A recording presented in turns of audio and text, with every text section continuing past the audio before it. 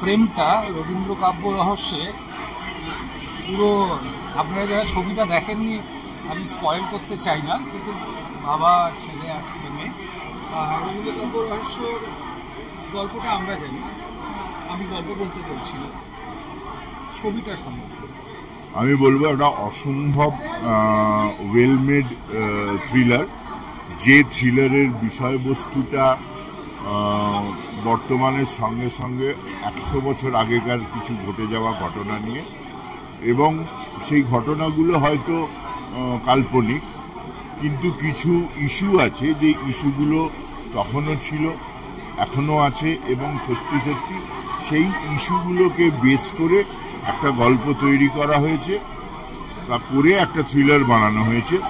ভীষণ ভালো লেখা, ভীষণ ভালো direction, camera, background music, Debojyoti মিশ্রের মিউজিক, গান, এডিটিং, সব মিলিয়ে একটা অসম্ভব ভালো ছবি এই রবীন্দ্র কাব্য রহস্য। আপনারা অবশ্যই আসুন, হলে এসে দেখুন, না হলে মিস করবেন, জাস্ট মিস করবেন।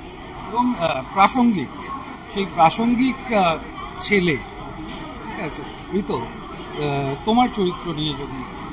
আমার চরিত্রের নাম একলব্য সেন। একলব্য সেন মূলত লন্ডনে এক যুবক, লন্ডনে কাজ করে, নিজেও কবি এবং রবীন্দ্র ভক্ত, এবং একলব্য সেনকে দিয়েই এই গল্পের সূত্রপাত হয় 100 বছর আগে। সেইটাই আমার চরিত্র। এর চেয়ে বেশি আর কিছু বললে রবীন্দ্র কাব্য রহস্য থেকে রহস্যটা লিফট হয়ে যাবে। এইটুকু বলেই দিতে পারি, একটা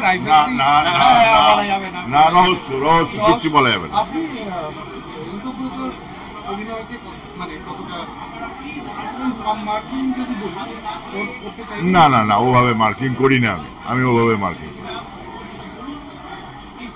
ও ব্যাপারটা হচ্ছে আমরা প্রত্যেকেই শিক্ষার্থী, আমরা সবাই শিখছি, একটা করে কাজ করব, দেখব, দেখে ভুল ঠিক বুঝতে পারবো, ভুলগুলো শোধরাবার চেষ্টা করব, করে আমরা প্রত্যেকে এগিয়ে যাব। এবার ও কাজ শুরু করেছে, ও আস্তে আস্তে আস্তে আস্তে এগিয়ে যাবে, আরও উন্নতি করবে, আরও উন্নতি করবে। আর আমরা এমন একটা মিডিয়াতে কাজ করি, জাস্ট আলটিমেট বলে কিছু হয় না। অতএব ওটা ওই 10-এ মার্কিং, 10টা আলটিমেট নয়, আমাদের আলটিমেট হচ্ছে স্কাই।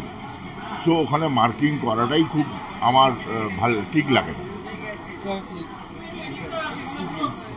আমার ভীষণই ভালো লেগেছে সৌগতদার রিসার্চটা। মূলত এই ছবির সবচেয়ে বড় শক্তির জায়গা, সৌগতদা এত ভালো একটা রিসার্চ করেছেন এবং তার সঙ্গে একটা মৌলিক গল্পকে দাঁড় করানো সেই রিসার্চের ওপর, এবং রবীন্দ্রনাথ ঠাকুরের জীবনের একটা ফেসকে ধরা, এবং তার সাথে সায়ন্তনদার মেকিং, সায়ন্তনদার টিমের কাজ, পুরো টিম, পণ্ডিত দেবজ্যোতি মিশ্রর মিউজিক, আমাদের প্রতিটি ডিপার্টমেন্টে এত ভালো কাজ করেছে এবং এত ভালোবেসে বানিয়েছে ছবিটা, যে সেই ভালোবাসাটা কোথাও একটা আমার মনে হয় অন স্ক্রিন ট্রান্সলেটেড হয়েছে।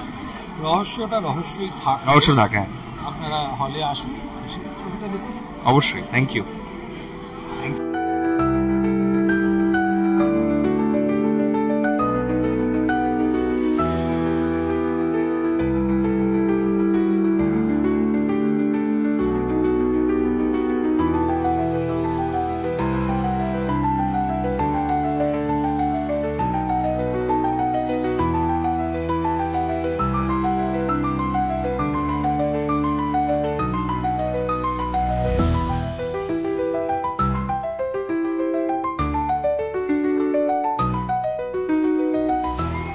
এর আগে রবীন্দ্র কাব্য রহস্যর আমরা যে ভিডিওটা করেছিলাম সেখানে সবাইকে পেয়েছিলাম, আপনাকে পাইনি, আসতে পারেননি প্রেস মিটটাতে।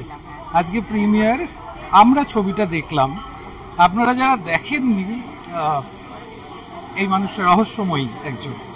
এই ছবিটায় প্রায় সবাই রহস্যের মধ্যে আছে, রহস্য মোড়া। কাজ করার অভিজ্ঞতা খুবই ভালো, তার কারণ সায়ন্তন আমার খুবই পছন্দের ডিরেক্টর, ওর সঙ্গে আরো কাজ করেছি। ওর ক্রাফট নিয়ে আমার একটা ভীষণ মানে ভালো লাগা আছে।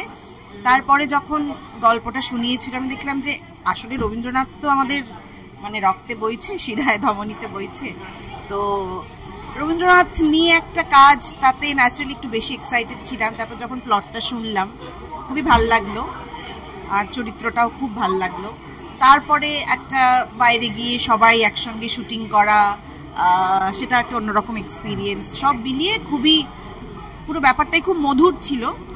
আজকে আরো ভালো লাগছে, আলটিমেট রেজাল্টটা দেখতে পেলাম এবং দর্শকদের ভালো লাগা, দর্শকদের যে ভালো লাগলো সেটা জানালেন। এই তো, আর এর বেশি কি চাই? আমরা কষ্ট করে একটা কাজ করি, সেটা যদি মানুষের মধ্যে পৌঁছে যায়, মানুষ ভালোবাসেন, তাহলে সেখানেই আমাদের সার্থকতা। সাম্প্রতিককালে বাংলা ছবি অন্যরকম হচ্ছে। অন্যরকম কথাটা খুবই ক্লিশেড একটা ব্যাপার। এগুলো নিয়ে রিসার্চ ওয়ার্কগুলো অন্যরকম। আসলে না, আমার মনে হয় সব ছবি কমার্শিয়াল ছবি। হ্যাঁ, আমরা এই যে কমার্শিয়াল আর আর্ট হাউস আলাদা করি, আমার মনে হয় সবই কমার্শিয়াল ছবি, বাজারটা মার্কেটটা আলাদা। তো সেক্ষেত্রে এটা একটা অন্যরকম একটু ব্যতিক্রমী ছবি বলেই আমি ধরবো, কারণ সচরাচর তো রবীন্দ্রনাথকে নিয়ে খুব একটা ঘাঁটাঘাঁটি করার সাহস, সেই টাইম ফ্রেমটায় গিয়ে সুন্দর করে, সেখানে আমি বলবো যে এই ছবিটা সায়ন্তন খুবই ভালো বানিয়েছে।